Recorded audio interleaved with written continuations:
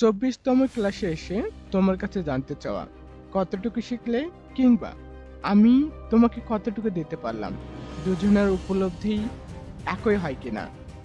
দেখো, যখন তুমি সবার প্রথমে আসো এই ক্লাসগুলো করতে, জানি না তুমি কতটুকু শিখেছিলে, কতটুকু পেরেছিলে, কিংবা প্রথম ক্লাস থেকে এই 23তম ক্লাস শেষ করে আলহামদুলিল্লাহ এইটুকু আত্মবিশ্বাস আমার রয়েছে যে যে কোনো লেভেলের স্টুডেন্ট, যে কোনো বোর্ডের, যে কোনো কলেজের, সে গ্রামের হোক কিংবা শহরের, সকলেই নতুনভাবে স্পোকেন ইংলিশ এবং ফ্রেন্ড রাইটিং এই যাত্রায় পদার্পণ করেছে। তেমন কিছু এখনো শেখা শুরু হয়নি, শেখা শুরু হবে আরো পর থেকে। শুধু বেসিকটুকুই স্ট্রং করে নিচ্ছি আমি তোমাদের কাছ থেকে। বেসিকটুকু স্ট্রং হোক তোমাদের, এর পরেই দেখা যাবে এই অনন্য যাত্রার অনন্য শিক্ষা তোমার লাইফকে পরিবর্তন করে দেবে। আজকে যেটা আমরা শিখব সেটা হচ্ছে দাঁড়ানো অর্থে যে ভার্বকে ব্যবহার করি সেটা হচ্ছে স্ট্যান্ডকে আমরা ব্যবহার করি। আর স্ট্যান্ড হচ্ছে ভার্বের ভি1, ভি2 হচ্ছে স্টুড এবং ভি3 হচ্ছে স্টুড। একটি ভার্বের 3টি রূপ মুখস্থ করে ফেলা এবং অবশ্যই এই আলোচনা থেকে কতটুকু লাভবান হচ্ছে আমাকে জানাতে ভুলবে না।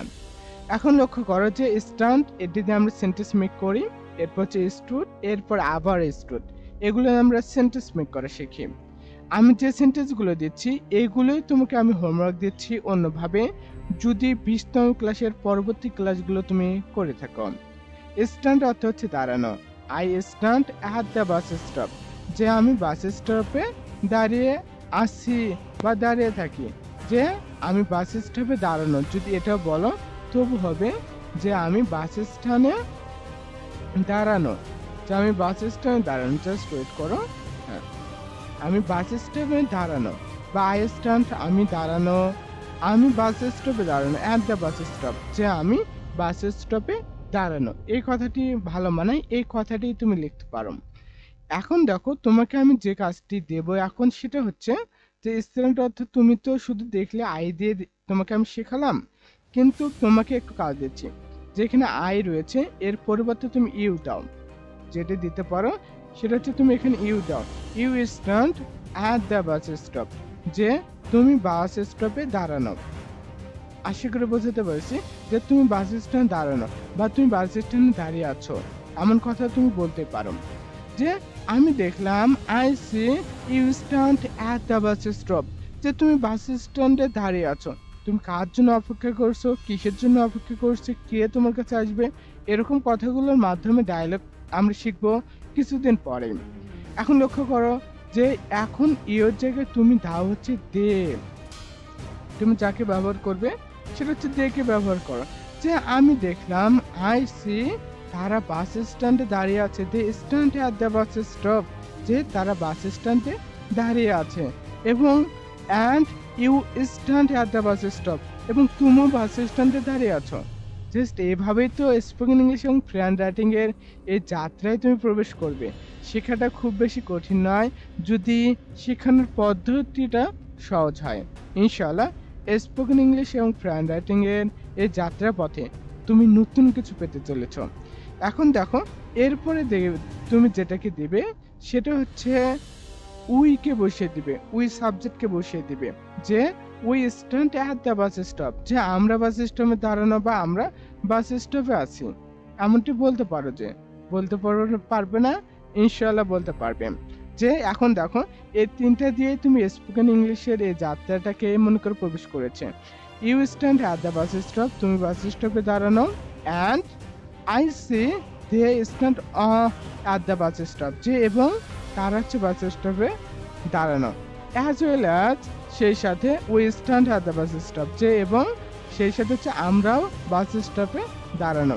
আমরা কারোর জন্য অপেক্ষা করছি, আই ওয়েট ফর সামওয়ান, আমরা কারোর জন্য অপেক্ষা করছি যে আসবে, হু কামস, যে আসবে বা যারা আসবে, অ্যান্ড আই রিসিভ অথবা উই রিসিভ দিস পারসন, আমরা ওই পারসনটিকে রিসিভ করব, এর জন্য আমরা দাঁড়িয়ে আছি। জাস্ট এভাবে শেখা এই যাত্রার পথটাকে তুমি সুগম করো। সেম সিস্টেমে এখন আমরা দেখবো হচ্ছে পাস্ট টেন্সে। যে পাস্ট টেন্সে আমরা স্টুডকে ব্যবহার করি, I stood there for an hours, যে আমি সেখানে 1 ঘন্টা ধরে দাঁড়িয়েছিলাম। যে বলতে পারো যে অনেকের কিন্তু অনেক কথা হয়, যে অনেকে ধরো কারোর সঙ্গে মিট করার কথা, সেখানে তুমি কি 1 ঘন্টা দাঁড়িয়েছিলে কিন্তু সে আসেনি, যে I stood there for 1 hours অথবা অ্যান আওয়ার্স, যে আমি 1 ঘন্টা দাঁড়িয়েছিলাম, বাট ইউ ক্যান, যে তুমি আসনি, ইউ ডিডেন্ট কাম, যে তুমি আসনি। এভাবে তুমি বলতে পারো। জাস্ট এটা দেখো, I stood there for an hours, যে আমি সেখানে 1 ঘন্টা দাঁড়িয়েছিলাম, বাট তুমি আসনি, বাট ইউ ডিডেন্ট কাম, যে তুমি আসনি। তুমি এরপরে বলতে পারো যে কিন্তু তুমি কেন আসনি, but why did you come, যে তুমি কেন আসনি। এগুলো আমরা ডায়লগ আকারে পরবর্তীতে শিখবো। দেখো, আই স্টুড, এরপরে দেয়ার ফর অ্যান আওয়ার্স, যে আমি 1 ঘন্টা দাঁড়িয়েছিলাম। এখন তুমি এখানে যেটা বসাবে, ইউ দিয়ে প্র্যাকটিস করবে। এর পরবর্তীতে তুমি প্র্যাকটিস করবে হচ্ছে দিয়ে। জাস্ট এখানে তুমি আয়ের পরিবর্তে দেখে বসিয়ে দিবে, এবং এর পরিবর্তে অর্থাৎ এর পরে তুমি যেটাকে ব্যবহার করবে সেটাকে উইকে ব্যবহার করবে, যে we stood there for 1 hours, যে আমরা 1 ঘন্টা দাঁড়িয়েছিলাম। যে দেখো, আমরা কোনো একজনকে আনতে যাচ্ছি, ধরো কোনো একজন নেতা বাংলাদেশে যখন আসে তার জন্য কিন্তু অসংখ্য মানুষ দাঁড়িয়ে থাকে। ধরো আমরা সেই সারিতে রয়েছি, একজন নেতা আসবে, মহান নেতা আসবে আমাদের কাছে, যে we stood there for 1 hours, যে আমরা সেখানে দাঁড়িয়েছিলাম, বা উই স্ট্যান্ড, আমরা দাঁড়িয়েছি বা দাঁড়ানো আছি, because doctor Mohammad Yunus come through Gaibandha, যে ডক্টর ইউনুস গাইবান্ধা আসবে এর জন্য। জাস্ট এগুলো আমরা পরবর্তীতে শিখব। এখন লক্ষ্য করো, স্টুড এটা V3, এটা বলতেছে I have stood for a long time. আমি তোমাকে কিন্তু এখনো সেন্টেন্স চেঞ্জ করে শেখাইনি, শুধু সাবজেক্টটা চেঞ্জ করে শেখাতেছি। শুধু সাবজেক্টটুকু চেঞ্জ করে তুমি আমাকে দাও। দেখো এর পরবর্তীতে কত কি হয়।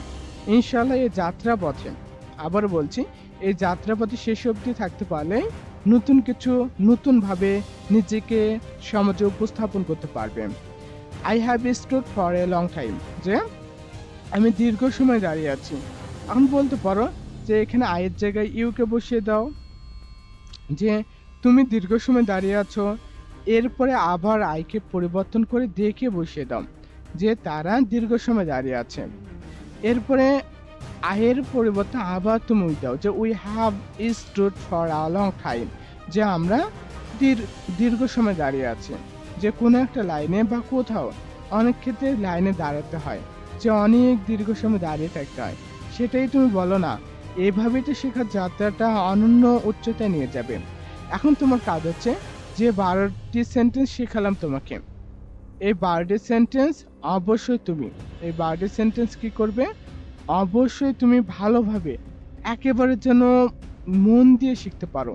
সেজন্য ক্লাসটি আবার করার লাগলে করো, এবং এটার হোমওয়ার্ক করে ডেসক্রিপশন বক্সে আমার প্রোফাইলের লিঙ্ক দিয়ে দেবো, সেখানে গিয়ে ইনবক্সে দিতে পারো, অথবা তুমি আমার কোনো কমেন্টে দিয়ে দিবে, এবং অবশ্যই তুমি জানাবে। আর ইনবক্সে দেওয়াটাই বেটার, এবং ফেসবুকে যুক্ত থাকতে পারো। ভালো থাকো, সুস্থ থাকো, নোভিলোডের সাথে থাকো। সর্বশেষে যে কথা বলবো সেটা হচ্ছে নোভেল ইংলিশ গ্রামার এই বইটি তুমি যদি একাডেমিক স্টুডেন্ট হও, অ্যাডমিশন টেস্ট কিংবা জবের প্রিপারেশন নিচ্ছ, সবার জন্য এই বইটি। ইনশাআল্লাহ ইংরেজি শেখার অন্য যাত্রায় এই বইটি হাতে নাও। ইংরেজি শেখাটাকে, ইংরেজি গ্রামার শেখাটাকে অন্য উচ্চতায় নিয়ে যাও।